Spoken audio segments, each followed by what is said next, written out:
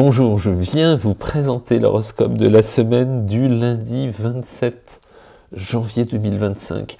Et je suis bien désolé, j'ai une toute petite voix parce que j'ai une grippe, je ne vous raconte même pas. Ma gorge, mal au crâne, tout la totale. Voilà, c'est comme ça, c'est la vie, ça passe, hein, c'est des cycles. Bon bref, il y a quand même des choses intéressantes cette semaine. Je vais essayer d'être le plus clair possible. Alors, il y a avant tout le soleil qui démarre à 8 degrés du Verseau. Désolé pour cette voix cassée, c'est une horreur, même moi ça me met mal à l'aise. Soleil en Verseau, fin du premier décan, deuxième décan, bon anniversaire mes Verseaux, en ce moment dans le ciel, donc plutôt une bonne énergie pour mes signes d'air, on va commencer comme ça. Surtout que dans la foulée, il y a d'autres choses qui vont arriver en Verseau cette semaine. Il y a déjà Pluton, ça vous le connaissez, il est à 2 degrés maintenant. Mercure va arriver en cours de semaine. Voilà, c'est plutôt pas mal. Et puis, il y avait une nouvelle lune de mémoire le 29. Donc, j'ai lu des trucs, mais c'est vraiment pour faire voir les vidéos. Il va y avoir, autour de la nouvelle lune du 29, je vous ai fait une vidéo, je crois, sur le sujet, 4 planètes en Verseau. Bon, 4 planètes, voilà. Hein. Alors, il y en a qui vous en parleront en disant c'est une grosse conjonction. Bah, c'est 4 planètes, quoi. C'est une nouvelle lune, un soleil, une lune, hein, comme il y en a tous les mois. Et effectivement, il y a Pluton. Bon, lui, il est là pour 20 ans, on est au courant. Et puis, il y a Mercure qui va arriver, dont je vais vous parler après. Voilà. 4 planètes, passe très vite tout ça, surtout la nouvelle lune. Le lendemain, elle est partie, on n'en parle plus. Allez, mais il n'empêche que pour les signes d'air, c'est plutôt pas mal. Pourquoi? Une nouvelle lune, non, je vous fais la vidéo nouvelle lune, elle est à côté, je l'ai déjà enregistrée, elle doit être publiée, si vous voulez aller la voir en détail, je vous ai fait un truc, je ne vais pas vous le faire en double. Quoi qu'il en soit, très belle énergie pour mes signes d'air. Soleil, principe de vitalité, de confiance en soi, de chaleur, d'assurance, de vie. Bon, c'est un soleil hivernal en Verseau, on sait bien. Mais il n'empêche que pour mes signes d'air, ça augmente la fluidité relationnelle, qui est quand même l'essence même des planètes en signes d'air. Créer du réseau, du lien, être ouvert sur l'extérieur. Les signes d'air, quand ils vont bien, ils sont aptes à créer de la connexion avec les autres. C'est parmi les indices qui permettent d'estimer s'ils sont en forme ou pas, en fait. C'est un truc qui marche pas mal. Donc, pour ceux qui ont la chance d'avoir des planètes entre le premier et le deuxième décan, Verseau, Gémeaux, Balance, mais également Sagittaire et Bélier, la condition solaire, comme on l'appelle, vous apporte des bonnes énergies à exploiter, indiscutablement. Et la nouvelle lune qui arrive va en rajouter une couche pour un mois, mais encore une fois, vous avez la vidéo dédiée. Ça, c'est pour la condition solaire. En revanche, attention si vous avez des planètes en Taureau, en Lion, ou en Scorpion, parce que cette concentration qui arrive en milieu de semaine avec la nouvelle lune en Verseau va former avec vous des carrés, donc des petites tensions avec mes Taureaux, des petites tensions avec mes Scorpions, des petites tensions avec mes Lions qui sont en opposition, mais encore une fois, ça reste de l'épiphénomène, c'est rien de bien grave. Voilà, petit agacement, une journée ou deux à tout casser, rien de plus, peut-être une nuit difficile pour ceux qui ont des sensibilités soleil-lune à la naissance, mais rien de plus que ça. Alors, qu'est-ce que j'ai d'autre? J'ai, en plus, qui se forme dans le ciel, un aspect que j'aime beaucoup. Ça, c'est aux alentours de mercredi. Ça va être un trigone, un angle de 120 degrés, entre le Soleil, principe encore une fois de vitalité, de chaleur, et Jupiter, qui lui navigue à 11 degrés des Gémeaux. Donc, ce beau trigone 120 degrés Soleil-Jupiter fait partie des aspects qui sont plutôt agréables, plutôt facilitants, plutôt positifs, plutôt constructifs. Donc, et j'en remets une couche. Très bon pour mes Gémeaux, mes Verseaux, mes Balances, et puis cette fois-ci peut-être mes Lions par le sextile de Jupiter, faut pas que je vous oublie. Très bon pour mes Béliers aussi, voilà. C'est toujours bon à prendre tout ça, ces beaux aspects Soleil-Jupiter, j'adore les aspects Soleil-Jupiter. Cela fait partie de mes aspects préférés, ce sont des profils qui sont dans les clous, positifs, constructifs, j'adore ces aspects-là. Statistiquement, on a moins de problèmes avec les profils qui ont des beaux aspects Soleil-Jupiter. Qu'est-ce que j'ai d'autre? Allez, il y a une petite planète, il y a 2 planètes en signe de terre, on ne peut pas les louper. À commencer par Mercure, qui est en Capricorne jusqu'à mardi. Hein, jusqu'à mardi, Mercure, jusqu'à 4 h du matin, en gros, Mercure est en Capricorne. Moi, personnellement, je l'adore en Capricorne, étant un signe de terre. Donc, très bon pour mes signes de terre, pour la communication, pour les échanges, pour un esprit clair, factuel, pratique, synthétique, concret, pragmatique, j'en passais des meilleurs, donc très bon jusqu'à mardi, 4 h du mat, pour mes Taureaux, mes Capricornes, mes Vierges, mes Scorpions et mes Poissons. Les yeux que j'ai, c'est même pas drôle. Donc très bon pour vous pour la com, et puis la donne change à partir, donc je vous ai dit, de mardi, 4 h du matin, parce que Mercure quitte le Capricorne où je les mets tant pour passer en Verseau. Il est pas mal en Verseau, hein, pour la philo, l'intellectualisation, la conceptualisation des choses. C'est pas mal, c'est une belle position pour le mental, hein, pour ouvrir l'esprit surtout. Et donc il va rentrer en Verseau et va rajouter, comme je le disais, un élément supplémentaire pour mes signes d'air. Encore une fois, vous êtes les gâtés, profitez-en. Donc meilleure communication pour mes signes d'air, Gémeaux, Verseau, Balance, mais également pour mes Sagittaires et mes Béliers. Toujours bon à prendre, une meilleure communication, hein, pour mes signes de feu. Attention, mes lions, faites pas de gaffe. Soyez pédagogue, toujours. Je suis redondant sur le sujet. Soyez patient en matière de communication, mes lions. Hein, voilà. Rien de plus que ça, et ça se passera très bien. Qu'est-ce que j'ai d'autre? J'ai plein de planètes en signe d'eau. Hein, je ne veux pas vous oublier mes signes d'eau. Il y a Mars toujours à 22 degrés du Cancer, qui est toujours en position rétrograde.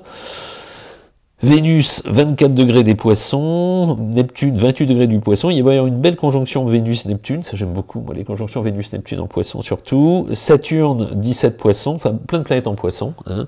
Le charme, Vénus, la délicatesse et l'intuition, Neptune, parfois l'imagination aussi. Saturne, la rigueur, la sagesse, tout ça en Poisson, c'est pas mal. Donc toutes ces belles énergies-là, très bonnes pour mes Poissons, mes Scorpions, mes Cancers, mes Capricornes et mes Taureaux, en même temps dans la même dynamique. Attention, l'hypersensibilité pour mes Sagittaires, surtout troisième décan, Gémeaux pareil, et Vierge troisième, l'opposition là, Vénus-Neptune, un peu de flou, un peu d'hypersensibilité. Rien de bien grave, c'est très léger tout ça. On prend les choses très à cœur, parfois un peu dans le flou, évitons le flou. Pour vous trois, c'est un peu la tendance face à laquelle vous devrez essayer de composer, de faire face. Essayez d'être lucide et pragmatique. Et comme ça, on évitera le flou de cette conjonction Vénus-Neptune qui, si elle est tout à fait délicieuse en matière de réceptivité, peut, pour certains, vous rendre trop, j'appelle ça poreux. Poreux, c'est porosité émotionnelle. On prend les choses beaucoup trop à cœur. Si les gens ne sont pas autour de vous à l'écoute au moment où vous en avez envie et besoin, on peut prendre ça comme quelque chose qui vous est destiné, alors que tout simplement, souvent ceux qui sont en face, ils sont ailleurs. Donc ils ne sont pas connectés au même moment. Ça joue beaucoup, je vous assure. Je l'ai vu passer à de nombreuses reprises. Autre élément qui est important cette semaine, c'est Uranus. Uranus, il navigue autour de 23 degrés du Taureau. Uranus, planète de la créativité, de la nouveauté, des changements, des transformations, des évolutions. Il est à 23 degrés Taureau, disais-je, et il reprend sa marche directe jeudi à 17h20, en gros, pour simplifier. Jeudi, fin d'après-midi, milieu fin d'après-midi, Uranus, qui est en marche rétrograde depuis des semaines, pan, il repart en marche directe. Donc, un certain nombre de situations qui étaient restées bloquées, figées, devrait pouvoir cette semaine trouver pas une issue heureuse, mais au moins une évolution dans les faits. Uranus qui redémarre, c'est une impulsion. Troisième passage, c'est une dynamique qui résout, qui avance. Alors qui bénéficie au mieux de cet impact uranien? C'est un gros morceau Uranus, il fait son tour en 84 ans, donc dès qu'il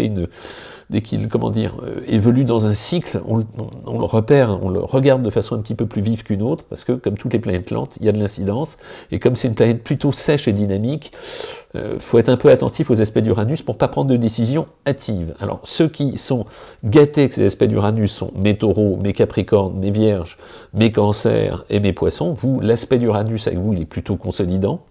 C'est les prises de position heureuses, réfléchies, pensées, bien organisées, optimisées. En revanche, ceux qui doivent faire tout petit peu attention à ne pas décider trop vite de changer des choses qui nécessiteraient parfois un peu plus de diplomatie, ça va être mes troisième décan Scorpion, troisième décan Taureau, malgré tout Taureau c'est bon mais précipitez rien, troisième décan Lion, troisième décan Verseau. Vous, l'influence d'Uranus, elle peut être un petit peu trop, intrusive et vous invitant à prendre des décisions de manière assez soudaine, rapide, en tranchant dans le vif, ce qu'il faut en général éviter. Voilà, tout simplement. Voilà ce que je voulais vous raconter pour cette semaine. Bon, c'est pas mal tout ça, hein, j'en ai pour tout le monde. Pardon, c'est une horreur, je suis absolument désolé. La grippe, ça n'arrive pas souvent, moi je suis rarement malade, mais là j'y ai droit, il n'y a même pas photo.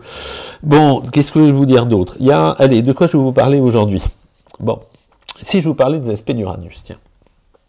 Tant qu'on y est, s'il reprend sa marche directe, ça me donne l'occasion d'en parler un peu plus.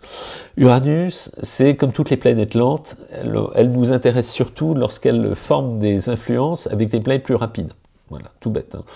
Avec un ascendant aussi, hein, avec un milieu du ciel aussi, mais surtout avec les planètes rapides. Vous voyez, quand j'ai des influences d'Uranus sur un soleil, ça peut donner des prises de position, des changements de cap, des réorientations. Alors comme c'est une planète lente, pendant plusieurs mois, on a son influence qui se manifeste par séquences un peu plus vives, mais quand Uranus touche un soleil, en bon ou en mauvais aspect d'ailleurs, l'envie de transformer, de faire évoluer, parfois de façon un peu soudaine, rapide, presque imprévue, des choix de vie, des orientations de vie va être plus fort, tout simplement.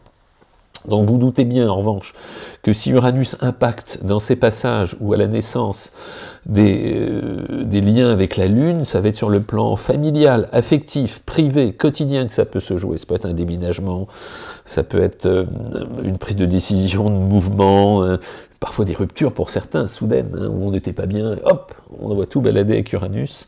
Quand c'est sur Mercure, faire gaffe à ce qu'on dit, les positions peuvent être un peu radicales, les choix aussi. Les impulsions en matière de communication, de signature, de contrat, d'engagement peuvent être un peu soudains. Attention quand Uranus joue sur Mercure. Quand c'est sur Vénus, c'est sur la vie amoureuse que ça joue, ça peut donner des belles rencontres. Des choses complètement inattendues. Ça peut donner des ruptures, hein, mais en même temps, ça peut donner l'impulsion de quelque chose qui démarre. Tac, on se donne la peine de bouger, de prendre, pas des risques, mais de s'exposer plus, d'être un peu plus dynamique qu'on l'est d'habitude. Lorsque Uranus est en lien avec Mars, ça donne des profils chez qui les réflexes sont particulièrement aiguisés si les aspects sont beaux, et ça donne des profils qui s'emballent et peuvent être incisifs et impatients, et donc frontaux, ils peuvent se cogner. Quand c'est Uranus avec Mars, planète de l'action, ça se marie de façon assez aléatoire, ces deux-là. Quand c'est avec les plus lentes, après Jupiter, attention, les placements, se mettent des coups de bol, ou alors des martingales, ou alors des placements épouvantablement pas bons. Faut faire attention avec Uranus sur Jupiter.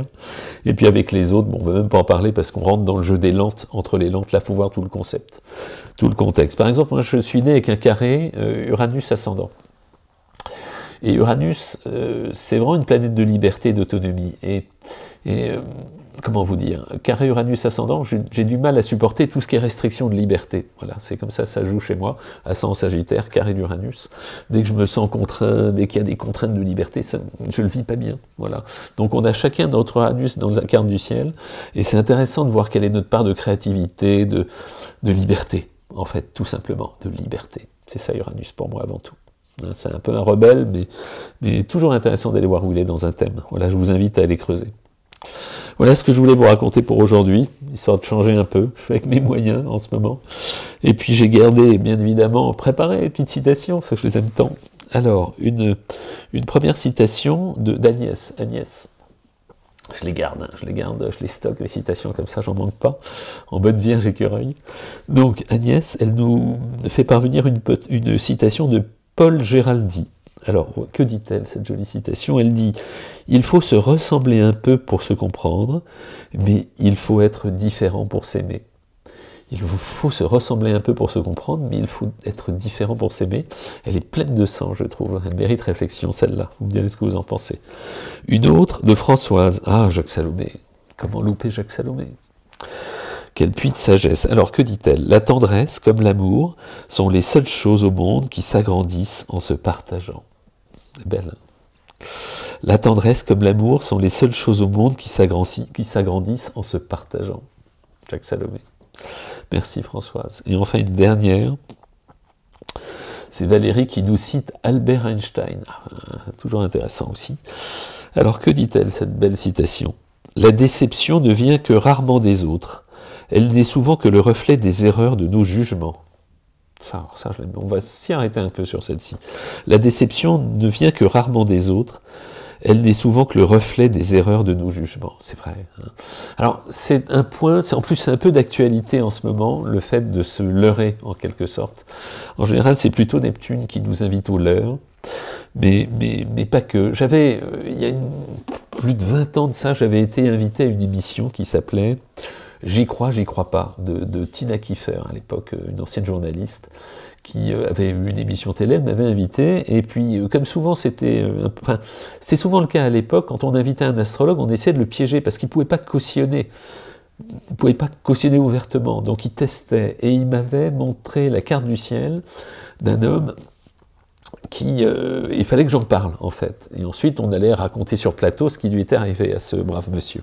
Et quand j'avais vu la carte du ciel, il y avait énormément de planètes en Poisson, signe que j'aime beaucoup sur le plan humain, et Neptune extrêmement valorisé, beaucoup de planètes en signe d'eau, avec un Neptune hyper dominant, contrarié aussi, il faut être juste dans son thème.